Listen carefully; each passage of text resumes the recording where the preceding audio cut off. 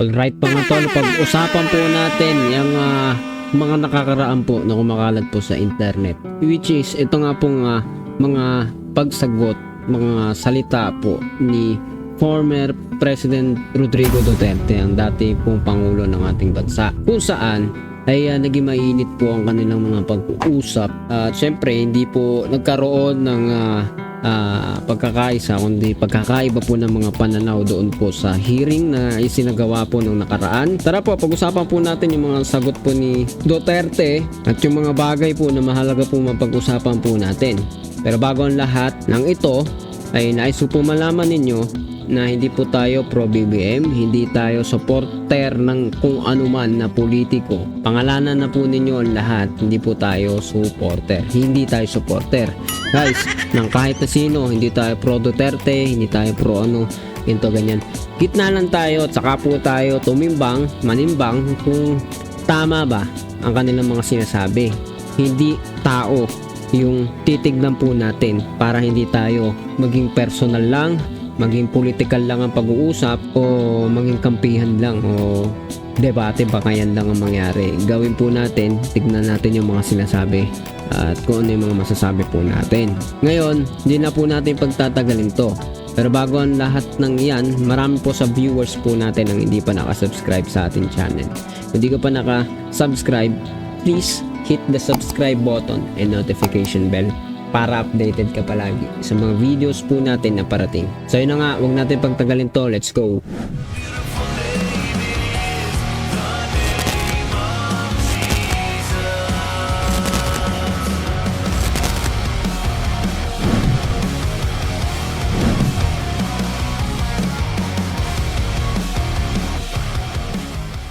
Alright mga tol, panoorin po muna natin, saka po tayo magbigay ng komento, opinion dito. Tara, play po natin. Panoorin po natin ito. Natawag ninyo ako dito. Hindi ko kayo pinipilit na maniwala sa akin. Makinig kayo kasi ako galing talaga sa baba. At itong lahat na ito dumaan sa akin. Koy, lahat dyan. Gamboa.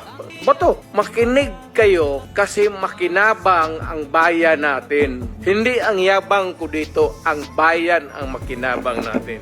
Hindi ako nagyayabang. Galit talaga ako sa droga. Kasi sinisira nila ang bayan ko. Ang mahirap dyan, ang mga anak. Yun ang sinasabi ko, lalo na yung mga nanay na nagtrabaho doon sa Middle East, na nirape, inaabuso ng putang nila, tapos magpadala ng pera dito para sa pag-aral ng mga bata. Pag-uwi nila after sa City Hall, umiyak dyan sa harap, nagligid-ligid, ano bang tigid-ligid sa Tagalog? Gulong-gulong dyan sa harap, kasi yung pinapadala ng pera pala na, yung dalawang anak niya, babae, puro doon sa droga na punta yung, kaya kung makita mo, ewan ko, hindi kasi kayo sa babae. Kung ikaw ang mayor, makikita mong ganon ang sakripisyo ng tao, dugo, pati pawi. Tapos ganon lang ang mangyari sa kanya. Ako ang nakikinig sa istorya dito. Ako yung mayor. Ako ang nagsasabi, I will protect the city. Ano? Putang, pagka-hipokrito ko naman. Wag na lang akong mag-mayor kung wala akong gawin. Kaya ang daw sinabi ko, stop ko. Patayin kita. Magdiretsahan na lang ako. Total, akin lang naman to. Alaw, maybe because yun ba talaga ang totoo. Ang ganap ko, huminto kayo, papatayin ko kayo. Putang ina ninyo. Yan ang totoo. Bitawan na natin. Total, Congress or wherever. We know the sanctity of the institution of Congress. But there is always a time to let go of your... At alam yan, puro alam ng pulis yan. Yan lahat na nakaupo dyan, yan, dumaan ng Davao yan. Alam nila ang sentimento. Thank you, Mr. President. Sabi niyo na po. Alright mga tol, yan po ang ilan sa mga sinalita po ng ating dating Pangulong Rodrigo Duterte. Ngayon po, no, para sa akin po, bigay na po tayo ng opinion dyan. Wala po tayong, ako personally, wala po akong masasabi dun sa sinasabi na lang na war on drugs, no? Gera kontra droga. Sabi nga niya, alam po yan ng mga taga-lugar din niya o sino man na nakare-relate sa kanya dahil galing siya dun sa mga mababang sangay ng gobyerno. Sa pagiging mayor niya, nakita niya although naging presidente na siya, nakita po niya yung ilalim at yun yung mga naging problema lalo especially dun sa kanilang lugar. At matindi ang droga, wala po tayong kontra dun. Maayos po yung kaisipan na pagsugpo sa droga. Pero ang naging problema po dito, 'di ba? To be fair, syempre lahat naman halos yata lahat sumuporta noon kay Duterte, 'di ba? Lahat o meron bang naiba? Hindi tayo sure, hindi ako sure pero 'di ba ang problema diyan yung nadamay nga daw na mga inosente. Syempre kung ikaw ang namatayan, alam mo walang droga sa pamilya nyo, na mahal mo sa buhay, diba? Although I believe may mga tao na alam nila na talagang durugista yung kanilang pamilya, pero diba baka naman sinisikap nilang magbago, sinisikap na nga ayos ng buhay, pero dahil may record na ng krimen o may record na ng pagdodroga, may nagtumba o ano mang dahilan, meron bang pabuya, ano man, diba? Disclaimer lang, yan po yung mga nagiging issue dyan. Yan po yung problema dyan sa war on drugs na hindi po natin maipagkakaila. Otherwise, iwawalan muna ng kabuluhan yung ibang mga kababayan po natin na nadamay dito sa war on drugs ng ating dating Pangulo. Yan po ang katotohanan. Kung may dapat panagot, dapat managot.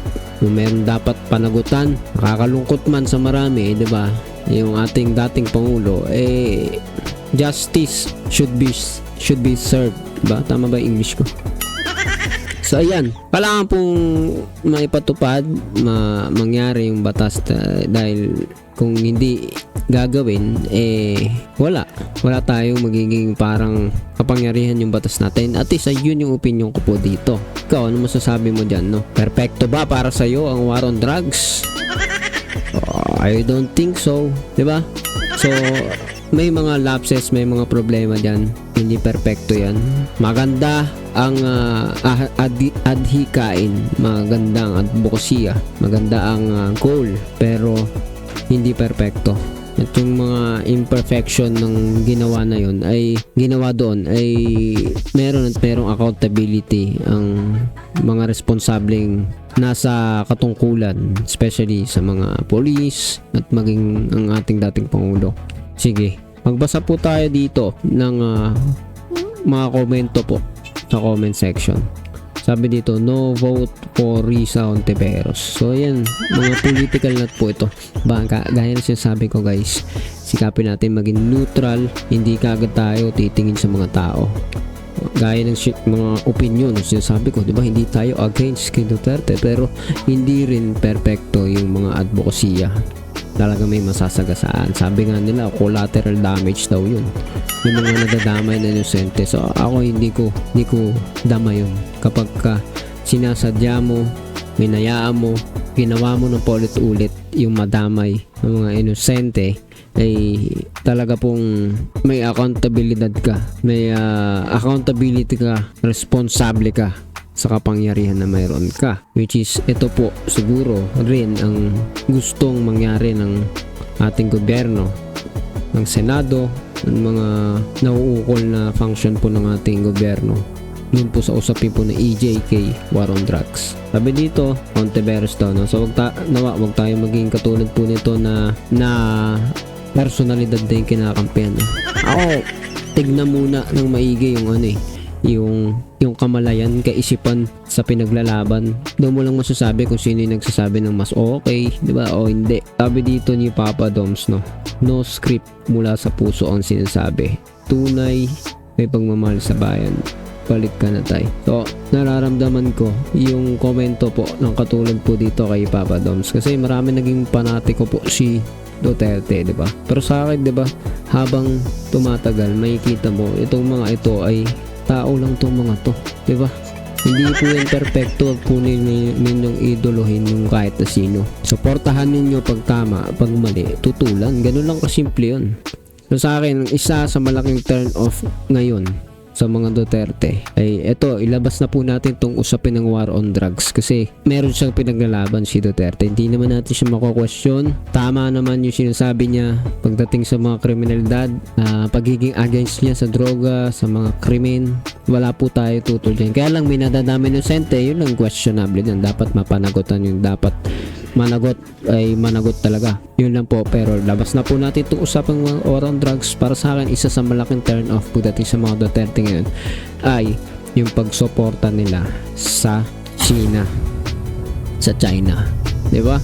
Yun naman yung isa sa malaki pong dumudumi na sa ating karagatan at yun yung sinusuportahan nila. Pag hindi po na bago yung bagay po na yun, yun po yung para sa akin tagilid talaga pagdating sa mga Duterte. Anyway, di ba? Marami pong tayong pwedeng gawin bilang mamamayan. Pag-usap ng maayos, magkaroon ng healthy discussion para umibabaw kung ano yung mas nararapat na kaisipan at yun yung maging kaisipan po ng nakararami. Hindi man lahat kasi laging merong kukontra at kukontra sa'yo, diba? Kahit tama ang sabihin mo, pero at least diba, nagiging parte tayo ng magandang komunidad, magandang samahan ng mga taong nag-iisip, diba? Okay, ikaw, ano masasabi mo sa usapin na to? Comment down below. At syempre, lagi ko pong pinapaalala, marami po sa ating viewers na hindi pa nakasubscribe. Please hit the subscribe button and notification bell para updated ka palagi sa mga videos po natin na parating. See ya ulit sa susunod na video.